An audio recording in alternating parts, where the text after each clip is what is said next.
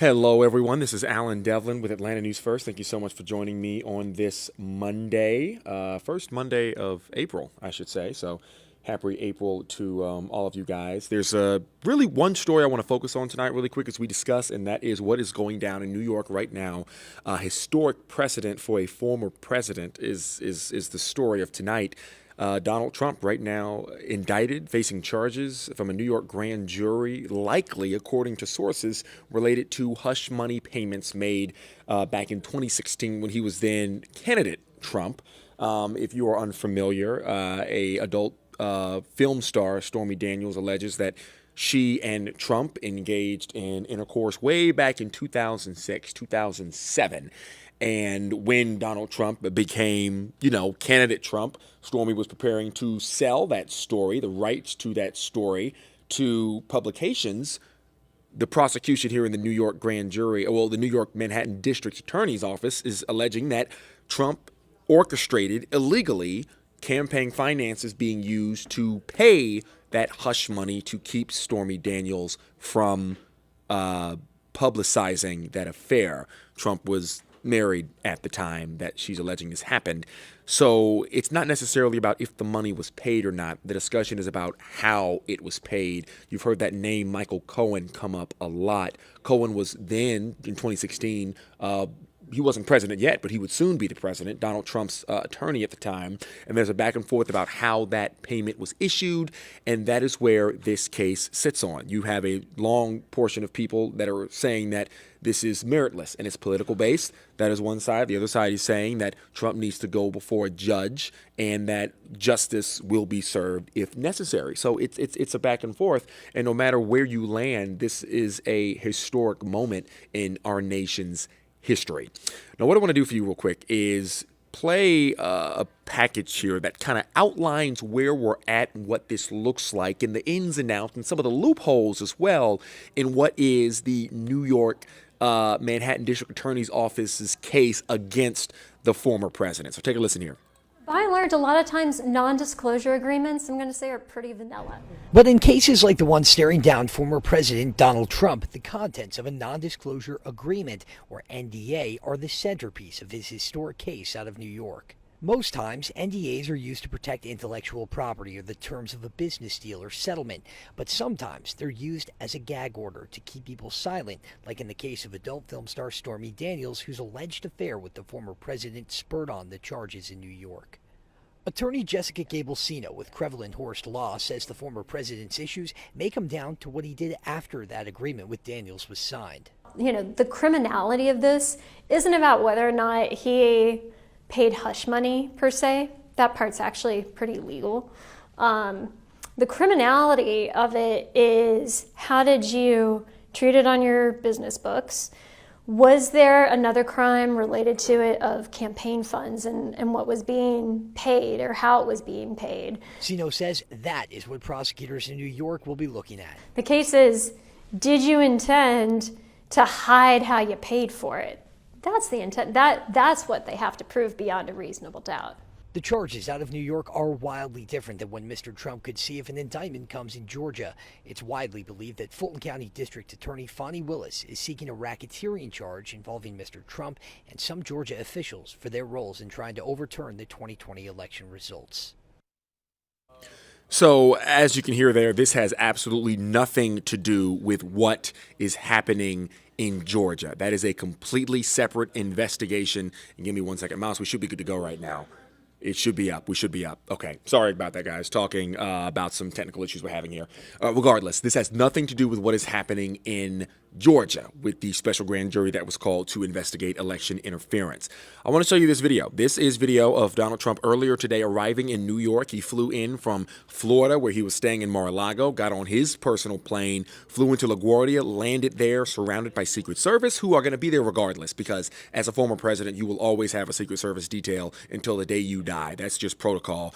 Jumps into this convoy, and then away he goes from LaGuardia into Manhattan, where he's likely staying at Trump Tower, which right now has a whole lot of security on it, obviously because a former president is in town, but also on top of that because there has been concerns lately about possible protest, violence, whatever it may be, stemming from some of the language that's been thrown around on social media, stemming from some of his supporters who are explaining that, look, they don't believe this is right. They believe this is politically motivated. There's been a big back and forth between the prosecution and all of those who disagree about how this thing should be handled and the way it's being handled already as is. Now, what's really important to note is that tomorrow is when, likely tonight actually, I should say, we are going to get the unsealed documents here that will outline the charges against Donald Trump. We do know that it's about 30 plus counts worth of charges against the former president, but we are not 100% sure what those charges are. Now, for a New York jury, grand jury, to decide that they have enough evidence to indict a former president, the prosecution is saying that their case is strong. But we don't know what that case is yet, because until those documents are unsealed and we can see those charges, then we'll have an idea.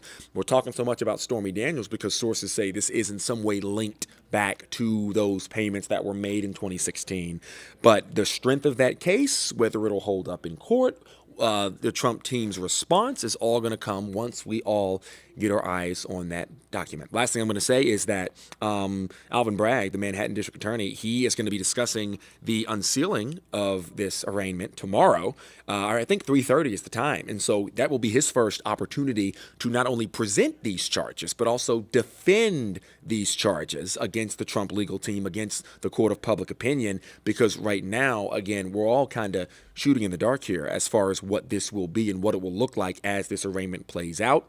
We're still speculating on exactly what it's going to look like when Trump leaves Trump Tower and is surrendering himself to authorities. Some people say he might get a mugshot. Some people say he might not. Some people say he'll be digitally fingerprinted, but that might not be public information. The New York City and New York State does not have to publish mugshots. It is not a requirement for that to be done. That is on a case-by-case basis, or when there is a certain level of interest or degree from the public. So with that in mind, we might very well see a former president's mugshot.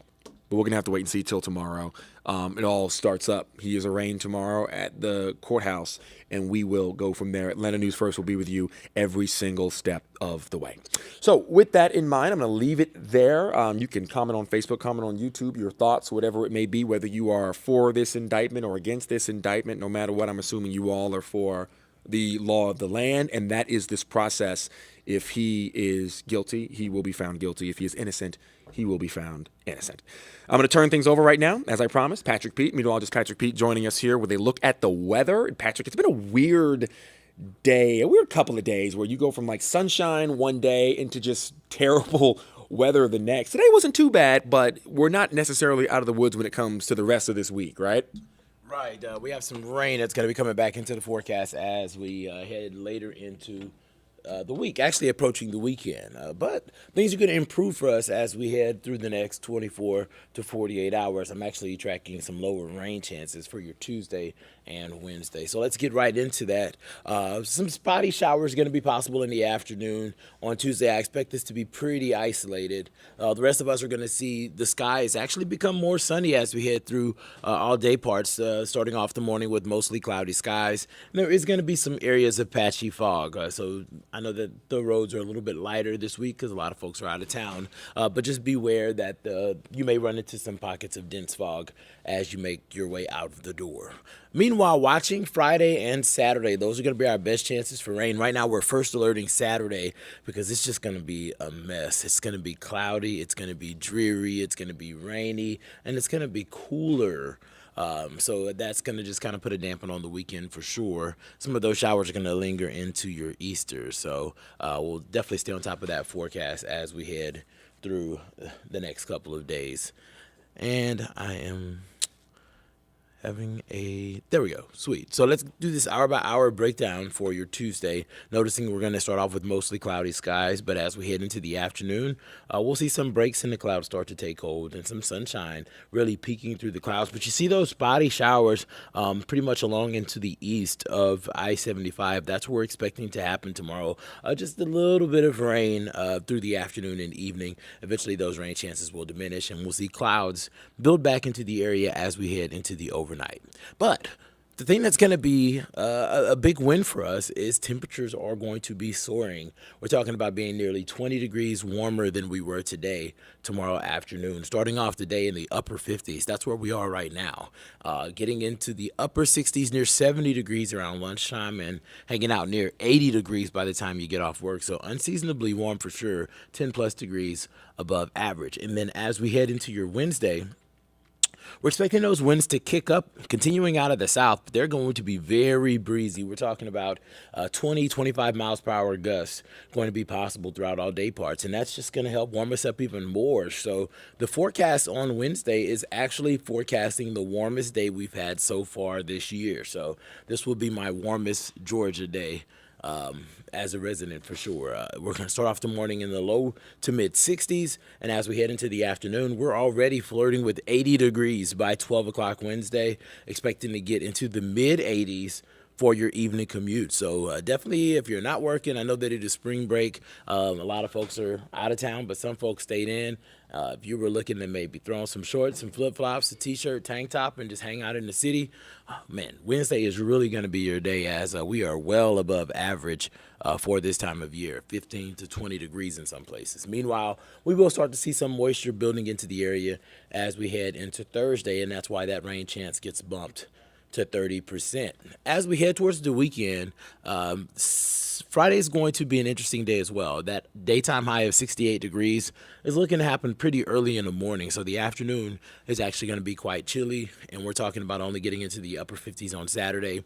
First alerting you for that rain. Those showers taper off on Monday, and we'll eventually see temperatures rebound into the lower 70s as we head back to work next Monday. So I am going to take a look at Facebook just to see if you guys have any questions. Let's see what's going on. You guys are still commenting on that story that Alan was telling you, so I see all of that energy. But I'm going to leave you with this 7-day forecast so that you can make plans, probably to get outside in the afternoon, Tuesday and Wednesday, before those rain chances will creep on back into the forecast. I will see you all tonight at 9, and then, of course, meteorologist Fred Campagna is going to have an update for you at 10 and at 11.